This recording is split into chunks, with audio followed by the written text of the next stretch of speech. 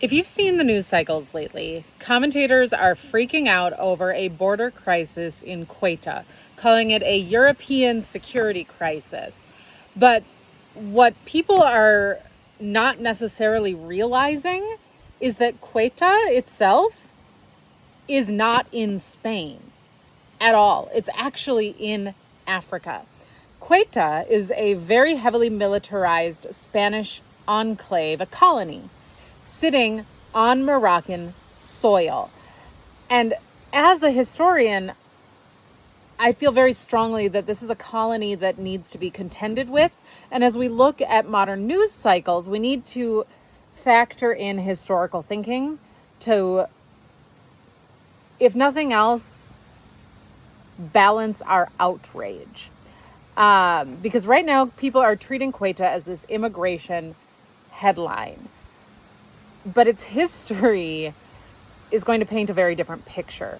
So a lot of people have heard of the Crusades. These were military wars between primarily the Catholic and Muslim forces of Europe and the Holy Land into the Middle East, North Africa, that whole region, throughout a good portion of the Middle Ages. Now, our brains will go automatically to the battles in the Holy Lands, and that's normal. Those are your typical crusades. But simultaneous to those crusades was something known as the Reconquista. And the Reconquista was essentially the crusades in the Iberian Peninsula, so Spain, Portugal, which didn't exist yet, that whole region. Because actually, for a very, very long time, through the early Middle Ages, Black Muslim nations had control of that peninsula. The Umayyads, the Abbasids. So what you would see, this is why when you look at Spanish monarchs through history, a lot of their medieval monarchs were Black. But during the era of the Crusades and later on, that same themes was pushed into the peninsula. So the monarchs, the Christian Catholic monarchs of Spain, took on that same crusader mentality in the Reconquista, the reconquering of the Iberian Peninsula, to slowly push the African Muslims out of Europe. And so they were able to do that. This is, Spanish Inquisition stuff. It gets really brutal. It gets really nasty. But where does Ceuta fit into this? Because it does. So Ceuta is not far from Spain. If you look at a map, you'll see that the bottom of Spain and the top of Morocco in Africa are actually very, very close to each other.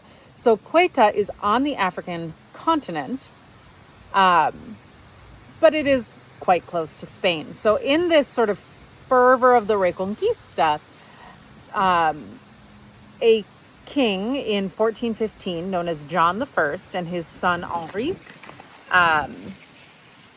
which honestly I probably didn't, Henry the Navigator, he becomes known as Henry the Navigator, will invade and conquer Muslim Ceuta. This is within the whole arc of that Reconquista.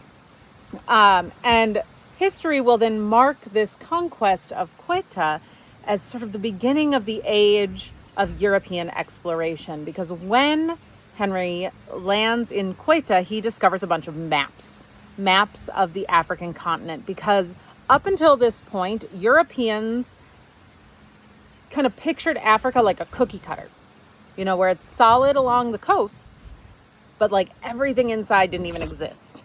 And they didn't really know how to navigate it. But now there are a series of maps that Henry gets his hands on. And this, yes, it will birth in one narrative this age of European exploration as he begins pushing down the West African coast, sending not himself personally, but people to sail, charter, etc., that West African coast to some of the great and powerful nations of West Africa, which at this time were very great and very powerful. But what is often overlooked is that it is with those expeditions that the European transatlantic slave trade will begin. when Henry sends people down to traverse that region on the western coast of Africa, meant he had sailors coming back with goods. And among those goods included enslaved Africans. Because slavery did exist in Africa.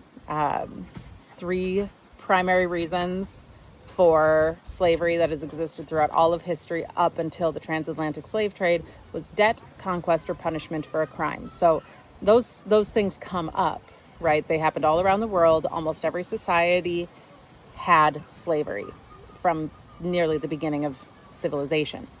So they get enslaved captives and realize that they sell for more money than some of the goods that they brought back when they returned to Europe.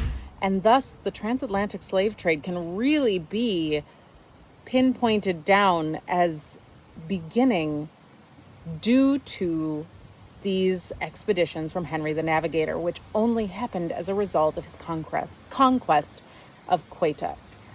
So the Europeans had now forcibly seized African land, took it as a military stronghold and an operational staging base that would become very, very integral to the transatlantic slave trade.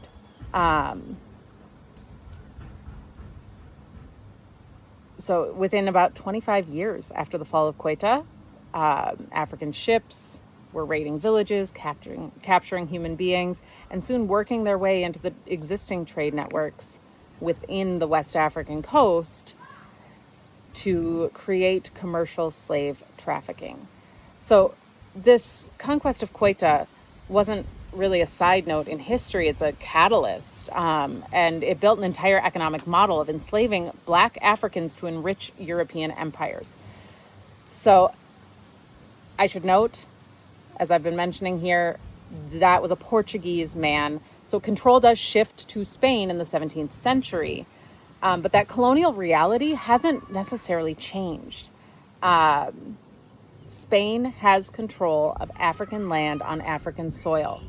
And knowing that that control had a direct connection to such a terrible, horrible reality of history brings a much bigger question about how we should be handling this modern situation of immigration crisis of Africans crossing their border into Africa in land that has been stolen from them for half a millennia, nearly.